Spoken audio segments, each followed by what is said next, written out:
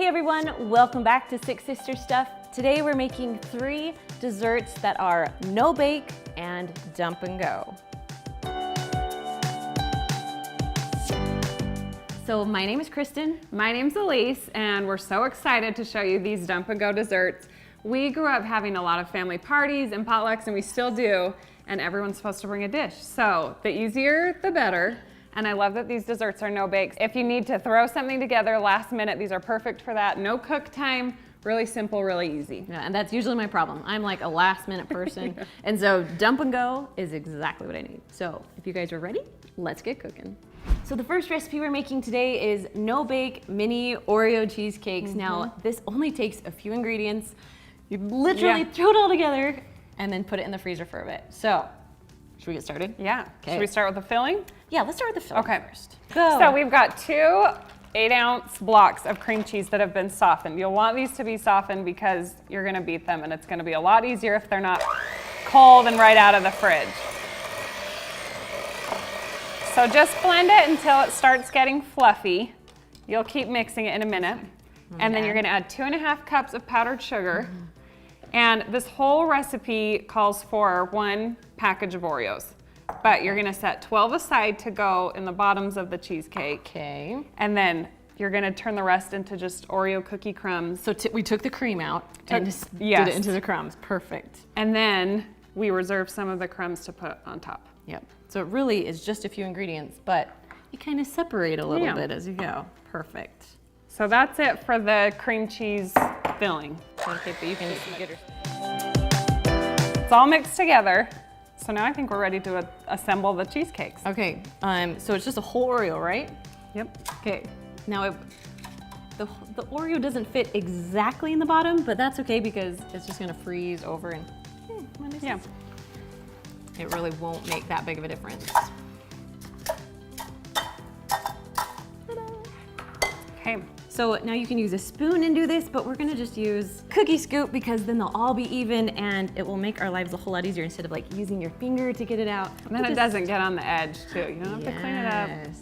Okay, so after she puts the filling in, I'm just gonna spread it around to try and fill up that cup. And it's okay if it's not perfect, but it will go a little bit over the top. So just kind of press it down in the middle so it covers the whole Oreo in the base. So my husband loves this recipe and he thinks that it's like a lot of hard work to make this recipe when Actual cheesecake. Right? Like, it's like 3 ingredients. Yeah. That's all. That's my kind of cheesecake. Exactly. Because real cheesecake, I don't have the patience to be dealing with. It's a lot. I know. It's a lot. And this is good for summertime too, where you just stick it in the freezer instead of having to wait for it to cook for an hour or however long cheesecake takes. Quick and easy. Cold. Perfect. All right, while she's finishing up there, I'm gonna take these lovely Oreo crumbs and just kind of sprinkle them on top of each one just to make them a little fancier. I mean, you don't have to do this step, but yeah. Plus it covers up if you weren't very good at spreading like I was. You did great. Little garnish. Little garnish. There we go. It's for the garnish. So after you've got all the extra Oreo cookie crumbs on top, we're just gonna put them in the freezer, probably for about an hour till they set up. Okay. And they're solid, good to go. Perfect. Oh, I'm excited. All right, so we're done with this recipe. On to the next one. So the next recipe we're making is our no bake eclair cake. This is one of our favorites. It also, I do have something to admit. So we've made this recipe before on our YouTube channel, but that was way back in the day when it was a struggle. We'll just say that. So I'm gonna put a link in the description. We were learning. We were learning. We were learning how to edit. We were learning how to even make food. So if you want a good laugh, I'll put it down in the description for you. But we're gonna show you how to make it because it really is easy. And it's so good. And it's so good. Like people will think that you slaved for hours. So, okay, let's start. So we have 3.5 cups of milk that we already poured in just to make our lives a little easier. Next, we're gonna add it's a 3.4 ounce of the French vanilla Jello. So we're gonna put it in, it's like the instant pudding. You wanna pour that one in for me? Okay. Okay, so we're gonna mix these in first.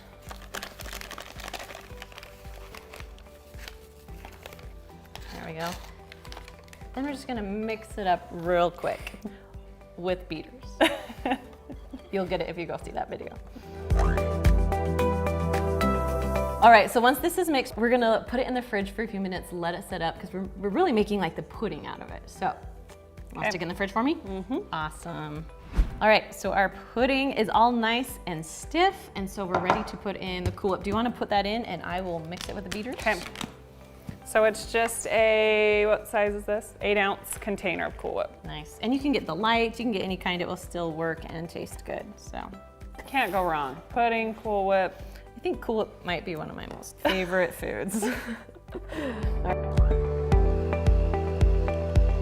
All right, so once it's all done, it will be a little bit runny. I mean, it's still thick, but it will thicken up as you put it in the fridge or freezer, depending on how quick you need it. So, all right, I know this is gonna sound crazy, but this is part of the eclair cake is graham crackers and this, and that's about it. So, I was surprised when I found out that it was a graham cracker base, because something happens, like the consistency or something changes when you.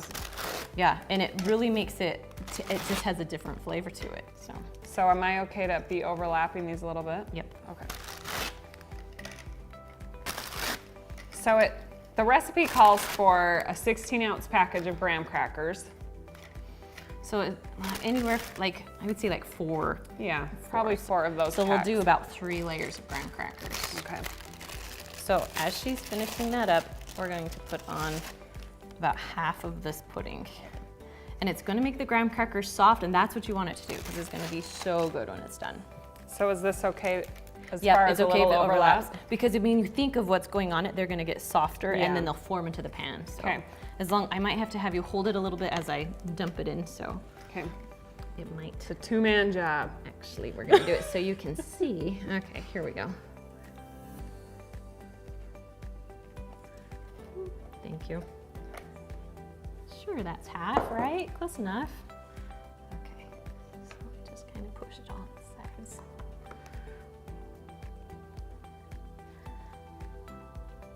I remember my mom would make this in the summertime all the time when we were little. Yeah. Smells like childhood. It does smell like childhood. These are most recipes we make on here smells like childhood. Summer and childhood. Our mom was a good cook. She still is a good cook. Right, Mom? All right, go ahead. Okay, take 2. I'm gonna start my full ones on this side this time. Good idea.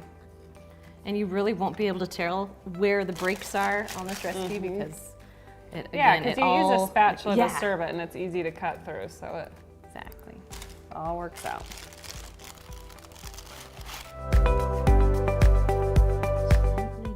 It's nice that it has the pudding on. I know, it's easier to get the graham crackers that second layer. Yes. And so then we'll just do one more layer of the graham crackers. That will be the top. Okay, so after all the graham crackers are on, you put on your favorite frosting. Now this is my mom's homemade chocolate frosting, and it's amazing. I'm not gonna show you how I make it, but I'll put a link in the description for you so you can find it there. Or if you don't like to make frosting, if you wanna make this recipe really easy, you can just grab a can of chocolate frosting and just carefully spread it on, and it will taste delicious. But we love Mom's frosting. We do. This frosting also is on her chocolate brownie recipe. I'll put a link below there. Yeah, it's those her are good. Marshmallow brownies. And she's famous for those. She is. Probably my favorite food. Okay, are we ready? Let's try it.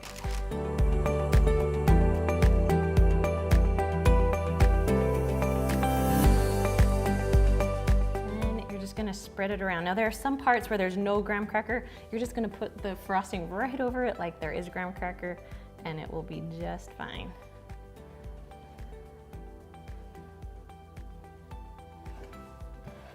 Just gonna do a spinaroo. So if you are making this, how far in advance do you need to make this? Because it does need to set up a little bit. It does. I love to do it like the night before. Or you could do it, it needs about an hour, maybe 2 hours in the refrigerator or freezer, depending on how cold you want it. Like some people like it frozen, but I like mine nice and soft, so I stick it in the fridge. Okay. All right. I'm not fancy, but that's okay, we're moms, so we don't have to be. Kids are just gonna tear through Exactly, this. they're just gonna eat it. All right, so let's stick this in the fridge for about an hour or so. Our last recipe is our no-bake peanut butter bars. Probably one of the most popular recipes on our blog. Yes. Now, when I was in medical school, well, when my husband was in medical school, we were so poor. You were in medical school, Pretty technically. much. I was supporting. But we were so poor. But this is one recipe that I made all the time because it was quick, it was easy, and it wasn't very expensive. Yeah. So, And you this was my probably had go-to. all these ingredients on Exactly, hand. so exactly. perfect for that. Okay, should we get started? Yeah. What should we do first? So should we make the base first? Yes. Okay, so for the no-bake peanut butter base, we need a cup of melted butter. Okay. So it's like, what, 2 sticks? Yes, 2 sticks of butter, just melted. Perfect. And then a cup of creamy peanut butter. I'm just kind of eyeballing it. It's a forgiving recipe, so it's okay. I think they've learned now. We eyeball everything. Right? Nobody's got time for that. Who measures perfectly? So, and then you've got 2 cups of graham cracker crumbs Yep. and 2 cups of powdered sugar. Perfect.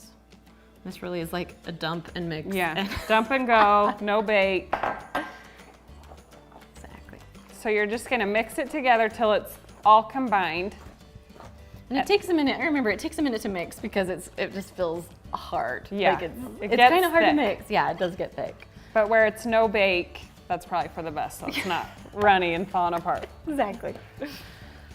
Okay, once it's all mixed, we're just going to put this into the bottom of either a 9 by 13 inch pan, or if you want a thicker bar, you could do it in a 9 by 9. But we've just sprayed it with nonstick cooking spray.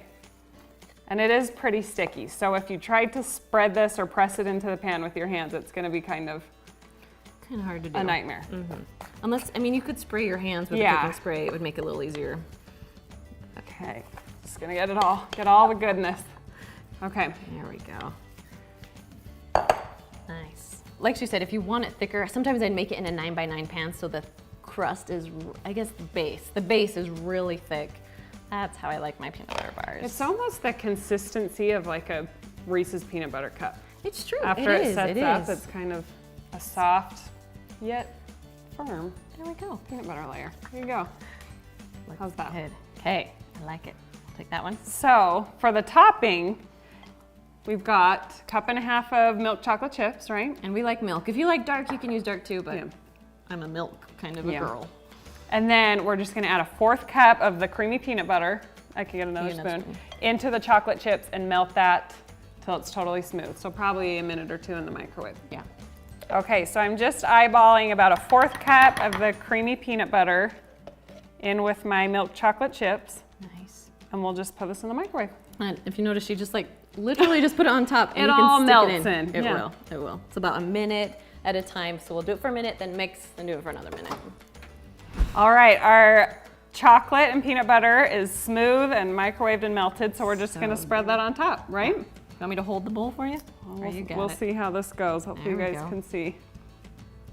And it should be just enough to cover the top of either size pan. So if you are making this in the 9 by 9, it will be a thicker chocolate topping than in a 9 by 13, but Yeah. You can always add more too, like add 2 cups of chocolate chips and a little more peanut butter if you want more topping. Yeah. But we feel like this is a good ratio pretty- yeah, of it's- chocolate and peanut butter. So when it's all done, you're just gonna stick it in the fridge for about an hour, maybe 2 hours. You can even put it in the freezer to make it really hard. Now you wanna let it set up before you cut into it or it'll be kind of Yeah. all over the place. All right, if you guys want more delicious desserts, make sure you check out this video right here and we will see you next week.